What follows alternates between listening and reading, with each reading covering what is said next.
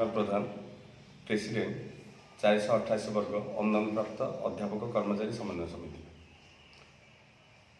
ये सरकार आसवा पूर्व दीर्घ 30 वर्ष धरी आम 488 वर्ग महाविद्यालय समस्त कर्मरत अध्यापक कर्मचारी समस्ते जिते सरकार एसएसबी सुविधा नाला 1990 ठारू 2016 पर्यंत सेतबेले कॉलेज गुड़ाकर शिक्षादान और परिचालना सब आम ही करूँ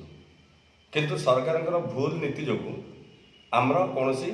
प्रमोशन पेंशन सुविधा एपर्यंत हो पारानी। चलित सरकार जितेबाला विरोधी दल थे आम आंदोलन कला बेले बर्तमान मुख्यमंत्री आसिकी आमर आंदोलन स्तर में प्रतिश्रुति आम सरकार को आसिले आपणकर दाबी निश्चित पूरण हम कहीं आपणकर दाबी न्यायोचित किंतु दुखर विषय 6 मास हो गला एपर्यंत सरकार आमर प्रमोशन और पेंशन को उपेक्षा कर चलती एमती कि जो मैंने अणशिक्षक कर्मचारी एमएससी भी दौना यही समय आमर जो मैंने छात्र आज काली जे जॉइन कर जॉइन करेंगे से पदोन्नति दिज्व आमठू सीनियर बोली फल कौन हम आम जो कॉलेज में बर्तमान कार्यरत आमठू 30 वर्ष जूनियर पिलाटी आसो आम विभाग मुख्य हम अध्यक्ष हम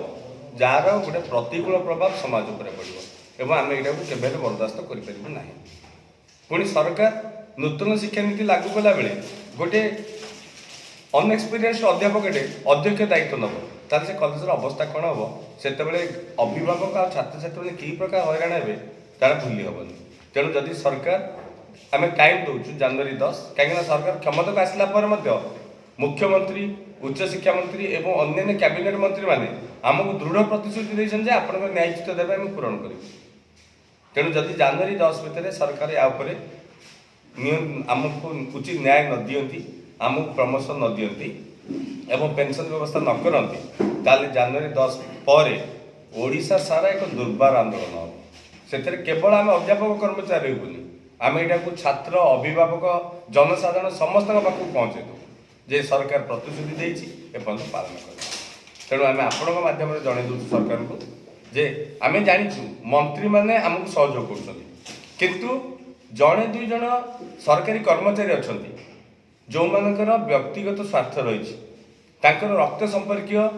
एसएसबी अच्छा से मानक प्रोत्साहन दवाई एवं विभिन्न अनियमित उपाय से केमी आम ऊपर को उठेबू से दृढ़ चेष्टा कर जहाँफल कौन हो सरकार बदनाम हाँ जा ब्यूरोक्राट मान प्रति सरकार सावधान रहा दरकार एवं आमको न्याय देवा दरकार। दीर्घ 24 वर्ष है पुराना सरकार थिले भी आप दाबी जन किंतु से सरकार आप कथा शुणी नथिले नुआ सरकार आसिले आपण कथा हेले सहित सी कौन कहते बर्तमान दाबी शुणवे बोली किंतु केते आपण आशा भरोसा रखिछन जे आपण कथा शुणवे बोली सरकार एपर्यंत आम सरकार ऊपर संपूर्ण भरोसा अच्छे कहीं मुख्यमंत्री उच्च शिक्षा मंत्री आईन मंत्री रेवेन्यू मिनिस्टर हेल्थ मिनिस्टर सबू मंत्री मैंने आमको प्रतिश्रुति दौरान जे आपण दाबी न्यायोचित तेणु जदि मंत्री मैंने मुख्यमंत्री समस्ते कहते न्यायोचित और तुम न्याय पाक हकदार एवं से पूर्वर भी कहते एवं भी कहते तेणु आम 100% आशावादी जे ए सरकार आम न्याय पाइबू किंतु ये जो केते जन सरकारी कर्मचारी अच्छा जो डिप्लोमासी ताकू ए मंत्री मैंने बुझा दरकार। धन्यवाद।